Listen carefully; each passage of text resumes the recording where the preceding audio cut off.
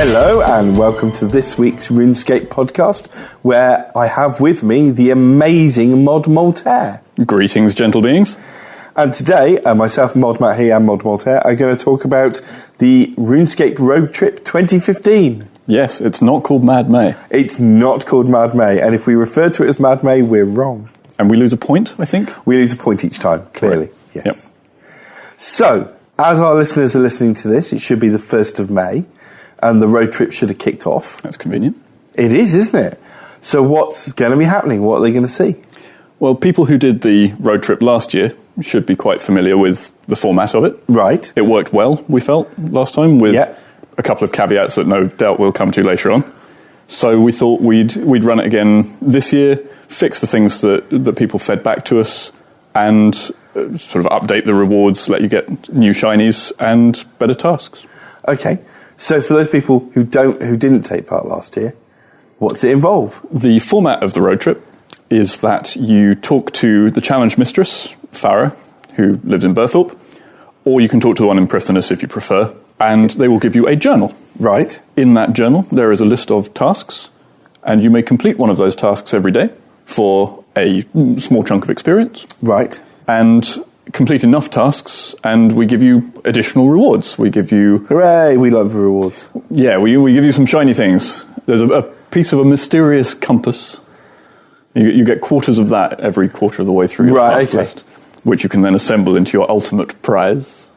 So how many tasks are there then? 20 tasks. Total. 20 tasks. 20 tasks. You can complete one a day yourself. Right. So obviously, if you have to take a few days off during the month, then you can get away with that. Okay. And we also have the same sort of mechanic returning from last year, in which if you happen upon a JMod while you're... You can shout stamp, in-game, stamp, you can shout stamp, please, mod. But since we've changed it up a bit, they can't give you a stamp this year. We've changed it to be chits. Chits, yes. Chits. They can give you a chit. Right. And that chit can be used to sign off another task of your choice. Okay, I'm going to be careful how I say that. Yes, please do. Yeah.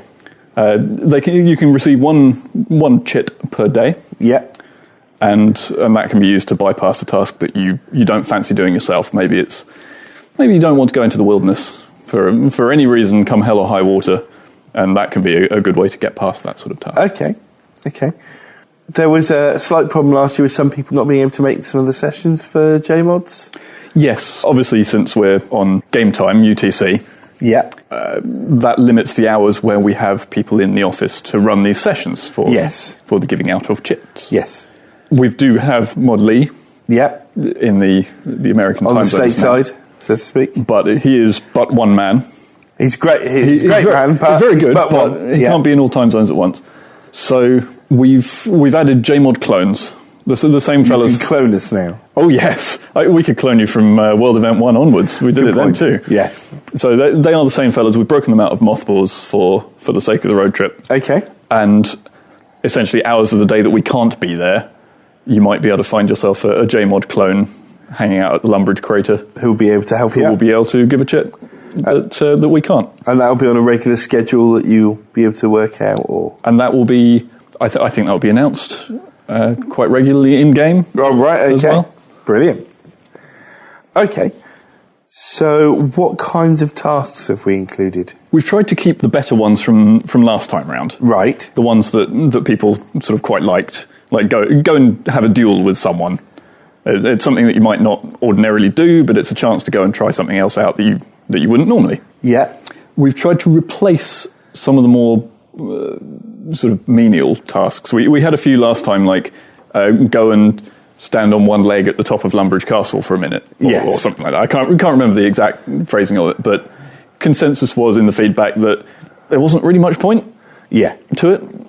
So all of the tasks that we've got now are things that you might find yourself ordinarily doing in regular gameplay, depending on what sort of player you are. Obviously, if you don't ever duel, then you wouldn't ever find yourself dueling, but someone else would.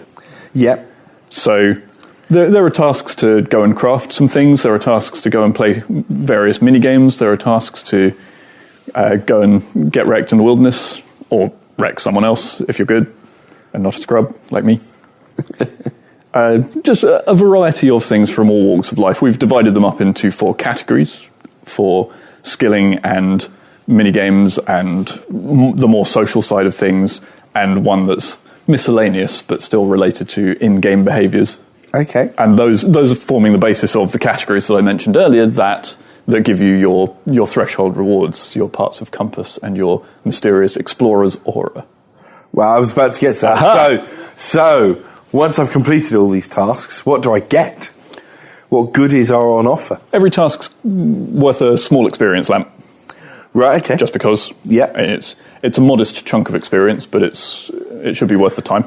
Every category of tasks that you finish, if you do all 5 of the social tasks, for example, is worth a quarter of this compass. Right. That I will complete mentioning later.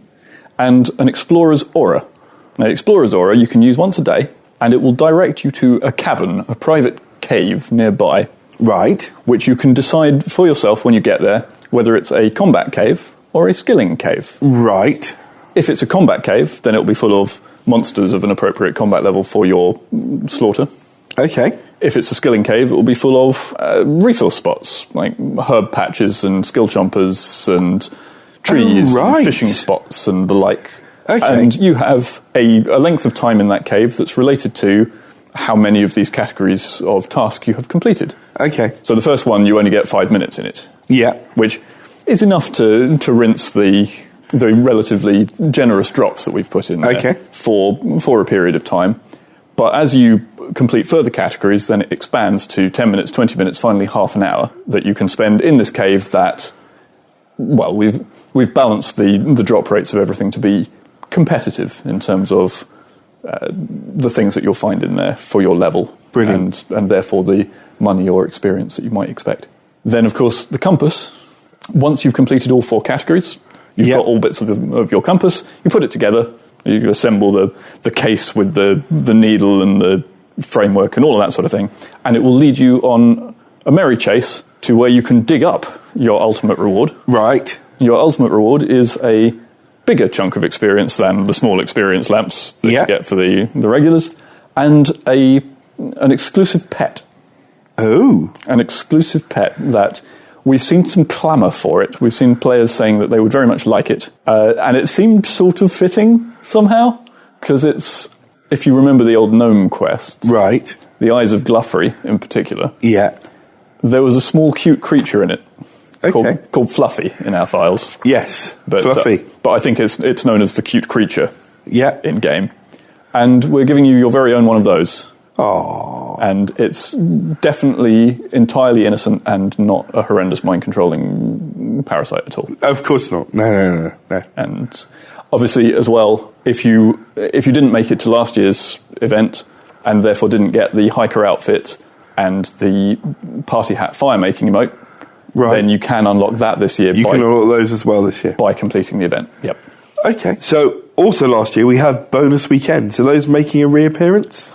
Yes, we've sort of been tuning those over the course of the last year and a half as they've come up. Yeah. They started off a bit scattershot. We tuned some things up over the course of a weekend, and we did it based on Rune Day, so it went from midnight to midnight, as these things do. And so over the course of the last couple of times we've broken them out, we've taken out the ones that people just went meh and didn't go to. Yeah. Because obviously we've got our game intelligence team gathering the figures for that, and they can tell us, well, when things aren't being engaged with. Yeah, they can tell us no one actually bothered going to that one, so you might as well strip it out and put in something that people will prefer. Of course. So we think we've got a good mix now. In fact, we think we got the list just about right the last time when it was the last winter weekends in December. So we will be turning those back on again for the weekends in May. Awesome. And we'll be turning on the ports 30% buff as well for the latter half of May, those 2 weeks. Yeah. As is sort of traditional by this point. Brilliant. Okay, so was there any feedback that we received from last year that we've tried to include this year? You've mentioned a couple of little bits. Yeah, so like I said at first, some of the tasks people were saying, well, what's the point of that? And so we've stripped those out and replaced them with something that's closer to what people might be playing the game for anyway. And there were some comments about the interface last year, because that was very heavily icon driven last time. It was mostly pictures. Yeah, it was of the various tasks, but That's actually sort of abstract. If you don't know what the task is, then a picture of someone's smiling face isn't necessarily going to communicate help it you as well as it should be. So we've reverted to a text-based interface, which obviously it's slightly further back towards our roots. Like the old task list was just a text list. It was, yeah. And I know that some players even to this day prefer that approach. Yeah. So hopefully this interface should be a bit easier to track. Okay. We've removed the requirement to select a task and turn it on in your journal and then close the within book. that session, and then close the book and then go and do the task. It'll simply go, well, this is the first thing you've done this day that's eligible to complete a task, so tick that task off. Yep. Which, it's sort of a trade-off in a way, because it does mean that you could accidentally complete a task that you didn't mean to. Right. On the other hand, it's not like there's more tasks in the month than you can complete. Yeah. So you're not losing out in the long run. You just might want to be a bit careful before you go and wreck someone in the wilderness if you don't mean to tick off that task for that day. Yep. Okay. But overall, it should be much improved. And likewise, the changes that I mentioned to JMod sessions, where they're not stamping anymore, they're giving you a chit. Yeah. It means that where last year you had to say, select this task to let a JMod help me do it. Yes. And then close your book, and then go and stand next to the JMod and spam, and don't stamp move. Liz, stamp Liz, stamp Liz, and don't move until it was signed off. You simply go, give me a chip, please, Mr. JMod, when you find them. Or if it's JMod clone, you just go and click on them. Yeah. Because they're actually NPCs. They're not really JMods at all. We've disguised them. Shh. Don't tell anybody. That does mean that you can left-click them and they'll give you a chit. Ray. You can claim one a day, like I've said, and you can just apply that to any task that you have in your journal. There'll be a button that will say, skip this task. Yeah. And if you have a chit, then you can spend it on that. Brilliant. You can spend as many as you want in a day, but you can only collect one per day. Okay. Brilliant. And I think that's pretty much the core of the systematic changes that we've made. Cool. So it looks like May's going to be a really exciting month. What was your favourite task you've included this time then? Well, I think since I keep on going on about it, the fact that you've got to go into the wilderness and either kill someone or die to someone. It doesn't matter whether you win or lose. Just get in there and do something in the wilderness. Yay. Just sort of, here's an excuse. Go in the wilderness. Take some Hopefully encourage gear. lots of people just to run over the wall and have a go. Yeah. Brilliant. Okay, well, it does sound like a really good May ahead. And hopefully we'll see lots of players at JMod chit sessions. Yes, certainly I'll be jumping in game regardless of whether I've got a session planned from time to time, and just chits for everyone. Pass them out. Yep. Brilliant. Well, thank you, Moltare. Oh, thank you, MattHe. And hopefully speak to you again soon. Excellent. Bye. Goodbye for now.